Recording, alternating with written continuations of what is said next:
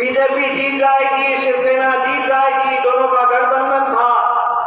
हमने उनसे कहा कि 30 सालों तक ये कौम और हम खुद तुम्हें वोट देते आए हैं, लेकिन अब हमें समझ में आया है तुम्हारे में वो ताकत नहीं है शिवसेना को हराने के, तो तुम हटो, हम आए हैं। और हमने अपनी आवाम से कहा, क्या कहा हमने अपने आवाम से, अपने नौजवानों से, एक धक्का लगाओ तो सही।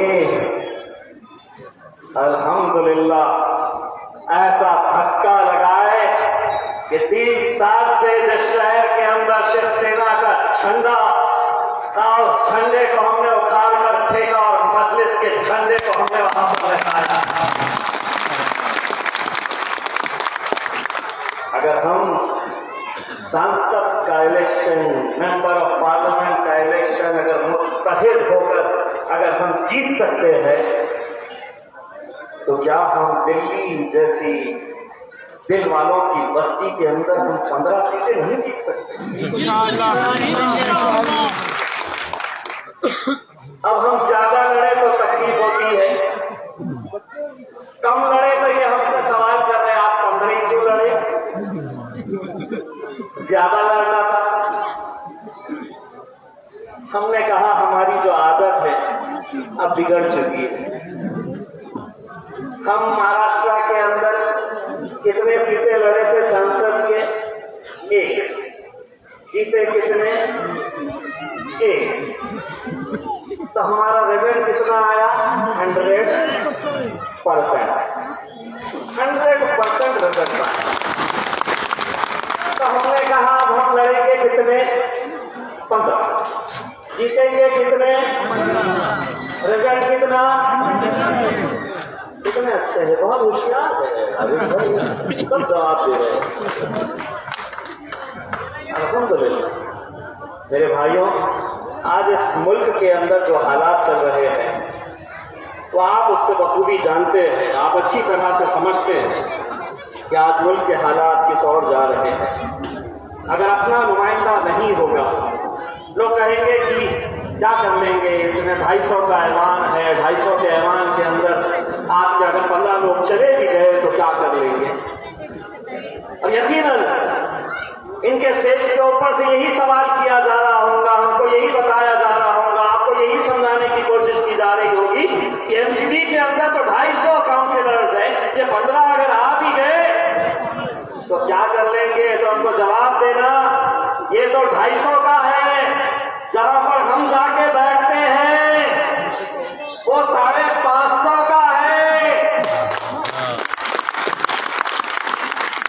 और वहां पर अभी तक कितने थे? एक ही था। उससे इतना परेशान थे कि 550 के अंदर एक है। अल्हम्दुलिल्लाह। लोग कहते थे कि असदुद्दीन अवैसी अकेला एक सांसद रहेगा जिंदगी भर के लिए, लेकिन उसे क्या मालूम था उन लोगों को या वो अकेला नहीं है, एक के 2 हो गए हैं, और 2 की ताकत 1 और 1 2 नहीं है। अल्हम्दुलिल्लाह 11 की ताकत रखते हैं हम। बहुत हिम्मत लगती है। 550 के ऐलान के अंदर एक शेरवानी और दूसरी परेशानी, बड़ी तकलीफ होती है हमें कि एक से तो परेशान थे, ये दूसरा भी बहुत बोलता है। बहुत हिम्मत लगती है नरेंद्र मोदी की आंखों में आंखें डालकर सवाल करने की, और मैं अक्सर ये सोचता हूं कि असद साहब को ये हिम्मत कहां से मिलती है। असद साहब उस ऐलान के अंदर अगर नरेंद्र मोदी अमित शाह की आंखों में आंखें डालकर अगर तुम्हारे सवाल उठाते हैं, तो मेरे मन में ये सवाल रहता था कि आखिर ये हिम्मत कहां से आती है? जवाब ये मिलता है कि ये हिम्मत यहां से आती है मेरे भाइयों, यहां से। अरे तुम जिताएंगे आरिफ सैफी को, लेकिन ताकत मिलेगी मेरे शायद बैरिस्टर असदुद्दीन अवैसी को।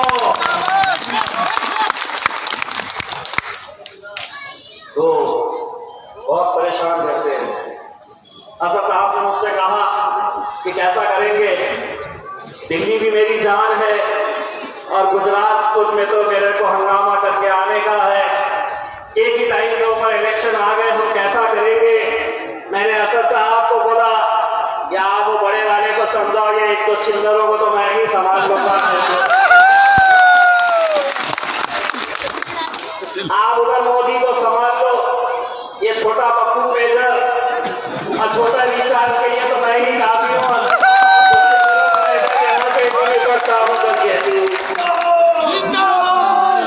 और आप मेरे साथ तीन ताकत के साथ खड़े हैं,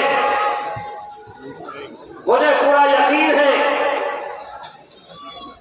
मुझे पूरा भरोसा है। उस दिन 4 तारीख को जब निकलेंगे तो मुझे मालूम है इतने सारे बुजुर्गों की दुआओं के साथ हम निकलने वाले हैं। इतने सारे बुजुर्ग आज वो यहां पर अगर आकर बैठे हैं तो कहीं ना कहीं उनको भी फिक्र सता रही है कि आने वाला वक्त कैसा होने वाला है। इसीलिए आज वो यहां पर आकर बैठे हैं। और मैं तो ये कहूंगा कि आरिफ भाई, दोबारा हमें यहां पे आने की जरूरत इसलिए महसूस नहीं हो रही है कि आपके इलाके के जितने भी जिम्मेदार लोग बैठे हैं वो अल्हम्दुलिल्लाह आपको अगर दुआओं से नवाज रहे हैं तो हमें यहाँ पर आकर तकलीफ करने की जरूरत है। इतने सारे नौजवानों का जोश जब हमने देखा मोटरसाइकिलों के ऊपर तो कहीं ना कहीं हमारा यकीन और पुख्ता हो गया। जो दीवानगी, जो मोहब्बत, दोस्तों मुझे मालूम है कि हर उम्मीदवार की ये ख्वाहिश है कि मेरे पास असद साहब का एक जलसा होना चाहिए। यहाँ के नौजवानों को, यहाँ की हमारी माएं और बहनें, हमारे बुजुर्गों को देखने के बाद करीम हफीज साहब एक बात तय कर लीजिएगा, दिल्ली में असद साहब कहीं जाए या ना जाए, इस इलाके के अंदर जरूर एक जलसा होना चाहिए।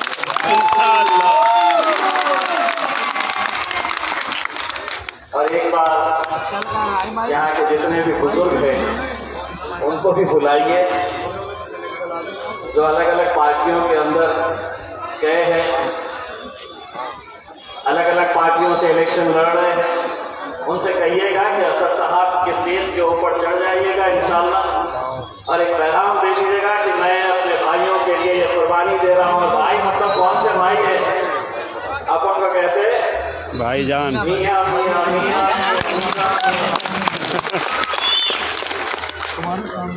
आप, मुझे पूरा यकीन है कि आज अल्हम्दुलिल्लाह आप लोग हमारे उम्मीदवार आरिफ सैफी साहब को भारी अक्सरियत से कामयाब करेंगे। आने वाले कुछ दिन जो है वो बहुत ही अहम है। आप सबकी ये जिम्मेदारी है।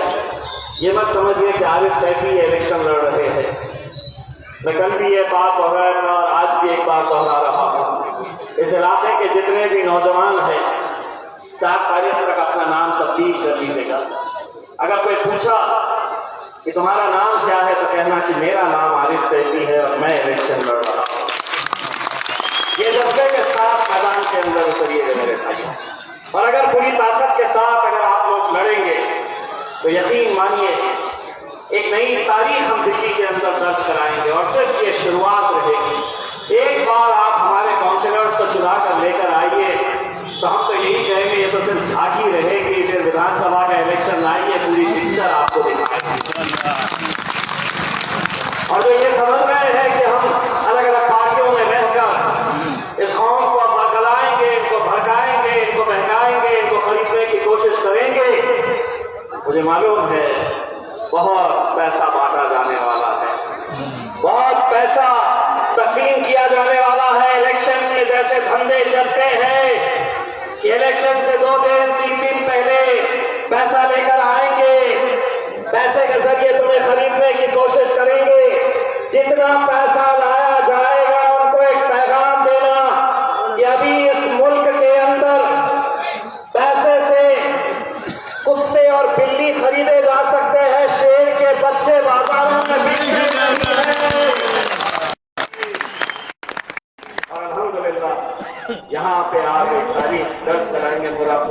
उम्मीद है पूरी जिम्मेदारी के साथ आप लोग इलेक्शन लड़ेंगे। हमारी बहुत सारी माएँ और बहनें यहाँ पर बैठी है। 4 तारीख के दिन जिस दिन इलेक्शन का रिजल्ट रहेगा और आपका शौहर, आपका बेटा, आपका भाई अगर नींद में से उठेगा और कहेगा कि चाय बना दो अम्मी, तो मम्मा पहले जा पतंग उड़ा के आ, तभी तुझे चाय मिलेगी। तो अगर किसी को आदत होंगी सुबह सुबह उठने की और कहेंगे अपनी बेगम से कि चाय लेकर आओ, तो उस दिन बेगम आपको जवाब देने वाली है, जा पहले पतंग उड़ा के आ तो फिर चाय मिलने वाली। बस यही आपसे उम्मीद करते हैं कि इंशाल्लाह आप लोग मजलिस को कामयाब करेंगे और यहाँ पे जो जोश हमें देखने को मिला है वो जोश 4 तारीख तक ऐसे ही बरकरार रखेंगे। तो जाते जाते मैं सिर्फ आरिफ सैफी साहब को इतनी इंतजार करना चाहूंगा कि हमने आवाम की आंखों के अंदर देखा है, हमें ये महसूस हुआ है कि कहीं ना कहीं ये लोग आरिफ सैफी साहब को दिलो जान से चाहते हैं और इंशाल्लाह वो पूरी कोशिश करेंगे। हम तो ये कहेंगे कि हमारे लिए आरिफ सैफी साहब, हम आरिफ सैफी साहब के अंदर भी असदुद्दीन अवैसी साहब को देख रहे हैं मेरे भाइयों। हम चाहते हैं कि हर शहर के अंदर हमारे लिए असद भाई जैसे लोग खड़े रहे और जिस तरह असद साहब करते थे पूरे मुल्क के अंदर से अपनी बस्तियों, अपने इलाकों के अंदर छोटे छोटे बहुत बहुत शुक्रिया।